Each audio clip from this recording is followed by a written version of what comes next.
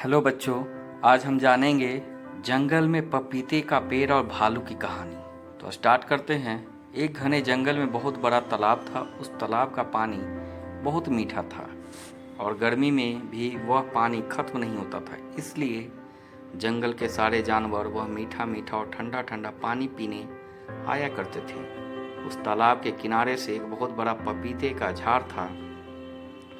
उस झाड़ पर बहुत ही पीले पीले और स्वादिष्ट पपीते लगे हुए थे, लेकिन वह पपीते का झाड़ बहुत ही लंबा था, जिसकी वजह से उसे ज़्यादा जानवर तोड़ नहीं पाते थे और लबालब पपीते उस झाड़ पर लगे हुए थे। एक बार एक भालू उस तालाब पर पानी पीने के लिए आया और वहाँ पपीते के ठंडी छाँव में खेलने लगा।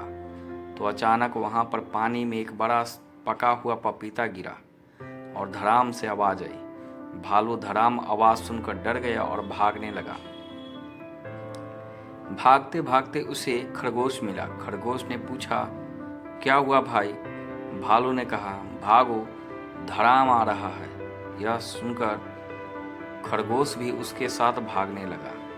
आगे चलकर उसे एक हाथी मिला।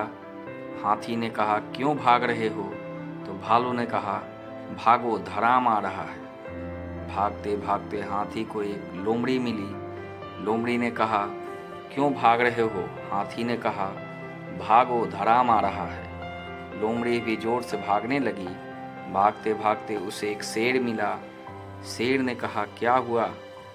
तो कहा, भागो, धड़ाम आ रहा है। शेर ने कहा, धड़ाम, मैं इतना ताकतवर हूँ, मेरे पास इतने ताकतवर पंजे हैं, मैं धड़ाम से नहीं डरता।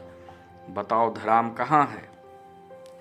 दम निकलती है, मुझे नहीं पता, हाथी से पूछो। शेर हाथी से पूछता। हाथी कहते हैं, मुझे नहीं पता, तुम रुको, उससे पूछो। खरगोश कहता है, मुझे नहीं पता, भालू से पूछो, मुझे भी उसी ने बताया है। शेर भालू के पास जाता है।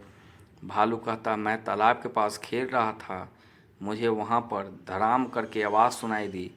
शेर कहता है, मुझे वहाँ पर ले चलो।